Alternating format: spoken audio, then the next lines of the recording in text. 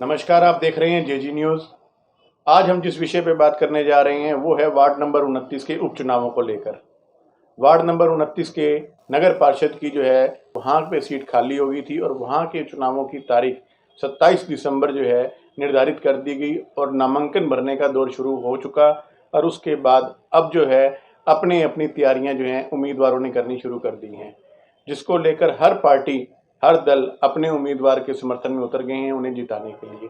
उसी को लेकर आज हमारे बीच में आदित्य देवीलाल जी पहुंचे हैं, उनसे हम बात करेंगे। पहले तो आपका बहुत बहुत स्वागत यहाँ पहुंचने पर। बहुत धन्यवाद। आदित्य जी, आपके जिला अध्यक्ष बनने के बाद ये पहला चुनाव है, उपचुनाव वार्ड नंबर 29 का, जिसके अंदर आपकी जिम्मेवारी भी जो है बहुत बड़ी जिम्मेवारी रहेगी। तो क्या लगता है, आप अपनी पार्टी के उम्मीदवार के प्रति किस तरीके से समझते हैं कि आपकी क्या रणनीति रहेगी, क्या तैयारी रहेगी? निश्चित तौर पे मेरे जिला अध्यक्ष बनने के बाद ये पहला उपचुनाव है। हमारी भारतीय जनता पार्टी की पार्षद, उनका देहांत हो गया था लंबी बीमारी के कारण, और उस स्थान रिक्त होने के बाद 29 नंबर वार्ड का उपचुनाव घोषित हुआ। 27 तारीख को चुनाव है। पार्टी ने, तमाम पार्टी के जो सीनियर लीडर हैं, सब ने बैठ के एक निर्णय लिया कि उन्हीं के परिवार से उनके पुत्र की जो पुत्र वधू हैं, उन्हीं को श्रद्धांजलि के तौर पे हम चुनाव मैदान में उतारें। पार्टी के सामूहिक निर्णय पे सब लोग एकमत हुए और हमने उनके घर जाके उनसे दरख्वास्त की कि आप हमारी पार्टी के चुनाव चिन्ह पे आपकी माता श्री चुनाव जीती और हमारा सब ने आग्रह है कि आप ये चुनाव लड़ें। उन्होंने आग्रह स्वीकार किया और आज चुनाव वो लड़ रहे हैं और पार्टी तय दिल से एक एक कार्यकर्ता पार्टी के प्रसार प्रचार के लिए उनकी मदद में है। बिल्कुल, आपने कहा कि पार्टी को लेकर अभी पीछे ही जो है वहाँ के गोलू जी से जब हमारी बात हुई, क्योंकि गोलू जी की जो है धर्मपत्नी जो है उनको आपने उम्मीदवार के तौर पर मैदान में उतारा है, वो सर्व समिति के हक में थे कि किसी भी तरीके से वार्ड नंबर 29 का चुनाव सर्व समिति के तौर पर हो जाए, तो वो नहीं बन पाई। तो और उनका भी प्रयास था, तो फिर वो उम्मीदवार में तौर पर आए हैं। उसको आप कैसे मानते हैं, उनके उस मैसेज को? देखिए, एक बहुत बढ़िया हमने पहल करने की कोशिश की, इसी तरीके से सर्वसम्मति बने, क्योंकि बहुत थोड़े काल के लिए ही पार्षद चुना जा रहा है। लगभग 7-8 महीने बाद दोबारा चुनाव होगा। ऐसी स्थिति में किसी को ना जाना पड़े, वार्ड के लोगों को भी ऐसी दिक्कतों से ना गुजरना पड़े, क्योंकि चुनाव जितना छोटा होता है उतना आपसी भाईचारा होता है। आपसी भाईचारा खराब ना हो, आपसी भाईचारा कायम रहे, इसी दृष्टिगत हमने तमाम पार्टियों के लीडरों से आग्रह किया कि मात्र 7-8 महीने का काल बचा है, आप बैठ के एक सर्वसम्मति करते हैं, उसी परिवार को एक मौका देते हैं, क्योंकि उनकी माता जी श्री को कैंसर था, लंबी बीमारी उनकी चली। हमने सारी चीज़ें विपक्षी दलों के सामने भी, लीडरों के सामने भी रखी कि हमें चुनाव के दौर से ना गुजरना पड़े। हम एक सद्भावना के तौर पे, एक अपनेपन के तौर पे उन्हीं के परिवार को ये काल पूरा करने का मौका दें। मेरी सब नेताओं से बातचीत हुई, पर ये प्रजातंत्र है, कोई किसी की माने ना माने, ये प्रजातंत्र में अपने विवेक और अपना अधिकार लोगों को होता है। लेकिन गुलशन जी, बड़ी दुर्भाग्य की बात है कि जो 4 कैंडिडेट खड़े हैं, उन 4 कैंडिडेट में से मात्र एक हमारा ही कैंडिडेट ऐसा है जो उस वार्ड के अंदर रहता है, जो परमानेंट तौर पे उस वार्ड का बासिंदा है। 3 कैंडिडेट उस वार्ड के ना होके, 2 कैंडिडेट 18 नंबर वार्ड में रिहाइश करते हैं, 1 कैंडिडेट 28 नंबर में करते हैं। मैं तो पब्लिक से अपील करना चाहूँगा, जब चुनाव वार्ड का है, आप अपने वार्ड के नुमाइंदे को चुनो, आप अपने भाईचारे के अंदर जो दिन रात आपके बीच में रहता हो चुनो। अगर ऐसी सोच अगर हमारी होती पार्टी की, हम भी किसी वार्ड से उठा के ले आते। हमने उसी वार्ड के लोगों के बीच में उसी वार्ड का प्रत्याशी दिया है। इसी वार्ड की अगर आपने बात करी तो मैं एक खास तौर से एक व्यक्ति का नाम लूंगा इस चुनाव को लेकर, राजू लाडवाणी, जो लोकसभा के अंदर सुनीता दुग्गल जी के साथ दिखे, उनके साथ नजर आए, और वहीं विधानसभा में वो है हलोपा के साथ नजर आए। और पुराने उनके राजनीतिक की बात करते हैं तो उनका राजनीतिक जो समय है वो हलोपा पार्टी के साथ रहा है। क्या इन चुनावों में वो जो है आपके साथ भी कंधा नजर आएगा या उसका भी लाभ आप लोगों को मिलेगा? देखिए, हर व्यक्ति महत्वपूर्ण है। मैं किसी व्यक्ति विशेष का नाम नहीं लूँगा, क्योंकि हर व्यक्ति का अपना वोट है, अपना अधिकार है। मैं समझता हूँ कि हर व्यक्ति सोच के वोट डालता है। जिनकी आप बात कर रहे हो वो हमारी जो मेंबर पार्लियामेंट है बहन सुनीता दुग्गल जी, उनके बहुत अजीज़ हैं, उनके साथ रहे हैं, उन्होंने उनकी मदद की। निश्चित तौर पे इस दफ़ा भी वो भारतीय जनता पार्टी के कैंडिडेट की मदद करेंगे। और मैंने देखा है कि लोगों को एक चीज़ की है, बोध है कि हमारी जो कैंडिडेट थी उनके स्वर्गवास के बाद उस परिवार के प्रति लोगों की सहानुभूति है। तो आने वाले समय का समय भी थोड़ा है, सर्दी के अंदर गर्मी का माहौल बनता जा रहा है, थोड़े दिनों का ही मतलब कुछ ही दिनों बाद 27 दिसंबर को जो है मतदान होना है। तो क्या रूपरेखा इतने थोड़े समय में आप इतनी तैयार कर पाएंगे? कार्यालय भी अभी तक जो है वहाँ पे शुभारंभ उसका नहीं हुआ, क्या उसमें तैयारी है? हमारे कार्यालय का शुभारंभ हमने सुबह कल की तारीख का रखा है, क्योंकि चुनाव के लिए अब चुनाव आयुक्त ने बहुत थोड़ा सा समय दिया है। 27 तारीख को वोटिंग है। हमारा कार्यालय भी हमने निश्चित तौर पे पुख्ता कर लिया है। किसी भी दल का कार्यालय नहीं खुला है। सबसे पहला कार्यालय अगर खुलेगा तो हमारे दल का खुलेगा। और उसके निमित्त हमारी पार्टी एक व्यवस्थित पार्टी है। भारतीय जनता पार्टी देश और दुनिया की सबसे बड़ी पार्टी है, और आज तक भारतीय जनता पार्टी में कभी बिखराव नहीं हुआ। इनकी जो रणनीति नीति ऐसी है कि हम छोटे से छोटे कार्यकर्ता को भी आदर सत्कार सम्मान के साथ रखते हैं। आज भी एक एक कार्यकर्ता अपनी अपनी जिम्मेवारी समझ के उस वार्ड के अंदर लगा हुआ है, चाहे वो शहर का है, चाहे वो जिले का कहीं कार्यकर्ता है। बड़े निष्ठावान कार्यकर्ता और बहुत मेहनती कार्यकर्ता। भारतीय जनता पार्टी की टीम बहुत मेहनती है। निश्चित तौर पे संगठन की तरफ से जो भी काम हमने जिम्मेवारी लगाई है वो काम कार्यकर्ता निभा रहा है।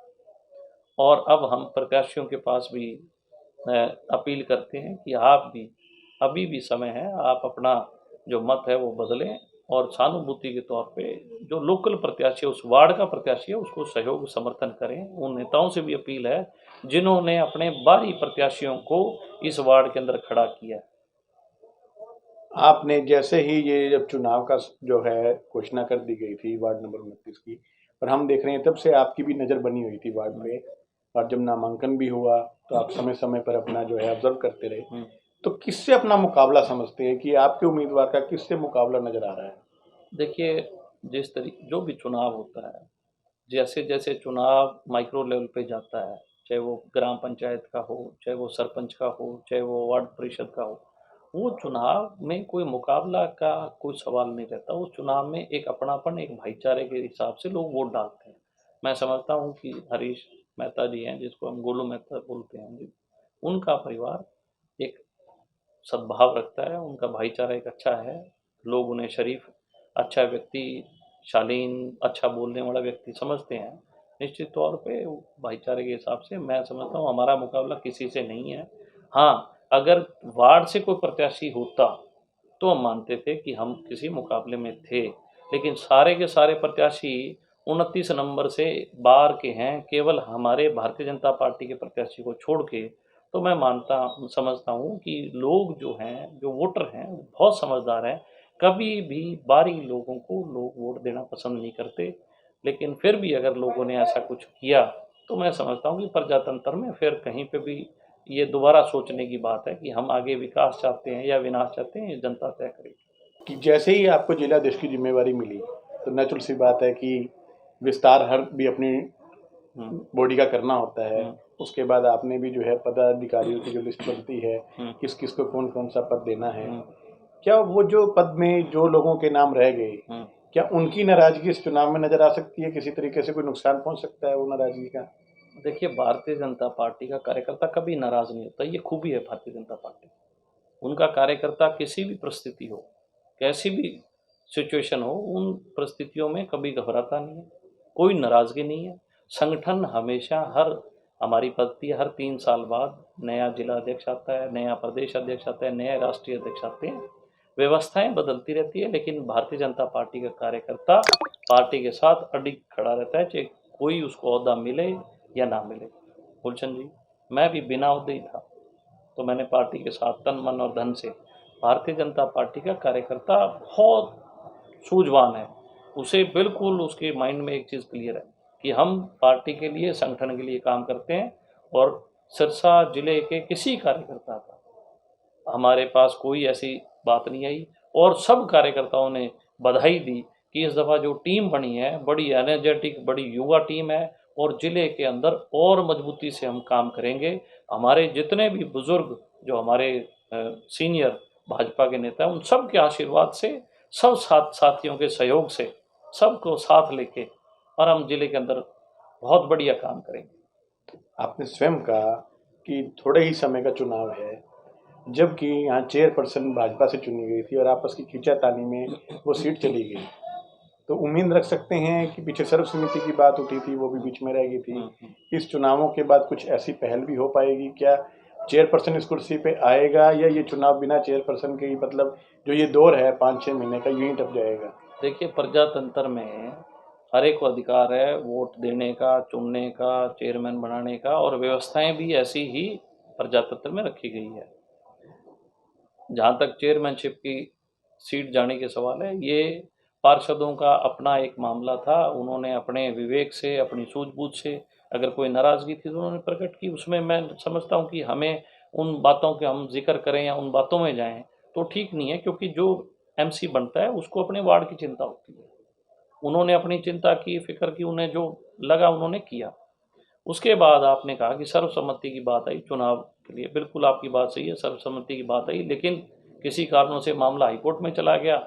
जो लोग लेके गए उन लोगों ने बाद में मना किया, नहीं लेके गए, वो सारी तमाम चीज़ें जनता के सामने आ गई। मेरी तो एक अपील है, भारतीय जनता पार्टी की पिछले 5 साल से सरकार थी, इस दफ़ा फिर दोबारा जनता ने मौका दिया, भाजपा की सरकार को बनाया। सरकार सबका साथ, सबका विकास पे काम कर रही है, और ग्रामीण अंचल के साथ साथ शहरी क्षेत्र में भी विकास के नए नए आयाम को छू रही है। और विकास के पथ पे एक ध्येय और निश्चय के साथ, दृढ़ संकल्प के साथ भारतीय जनता पार्टी चल रही है कि हमने डेवलपमेंट में कहीं कोर कसर नहीं छोड़नी, कहीं कमी नहीं छोड़नी। खूब पैसा विकास के लिए आ रहा है। मैं इसी 29 नंबर वार्ड की बात करता हूँ। हर गली इस वार्ड की पक्की है, नई बनी है। और बड़ी मज़े की चीज़ है कि हमारे जो पार्षद थे, उनके सुपुत्र हरीश मेहता, जिनको हम गोलू जी बोलते हैं, इतने अच्छे व्यक्तित्व के आदमी हैं कि उन्होंने इतनी जिम्मेवारी सोची, अपने वार्ड की तमाम गलियां बनाई, लेकिन खुद की गली कहा कि मैं सबसे आखिर में बनाऊंगा, ताकि लोग ये ना कि कोई पार्षद बनता है सबसे पहले अपने घर और अपनी गली का ख्याल करता है, लेकिन उन्होंने पहले औरों की गलियां बनाई। उनके बाद उनकी माताजी बीमार हुई, उन्हें तकलीफ हुई, वो बेचारे अपनी माताजी के केयर में लग गए, और उनकी खुद की गली भी आज नहीं बनी। पूरे वार्ड के अंदर सिर्फ एक ही गली जो है वो बची हुई है, बाकी सारी गलियां नहीं बनाई है। आप सोचो भी, राजनीति में ऐसे लोग जब आएंगे तो इलाके का, वार्ड का, जिले का विकास होगा। अगर ऐसे आएंगे जो खाऊ पी रहे, जो अपना अपना सोचे, दूसरे की टाट ना मारे, उन लोगों से हमें बचना चाहिए, सचेत रहना चाहिए। आदित्य जी, आपने चेयरपर्सन की बात को बड़े ही थोड़े शब्दों में जो है कहने की बात करी, तो कहीं ना कहीं आप लोग दूरियां बना रहे हैं जब चेयरपर्सन की बात होती है उस पर बोलने पे।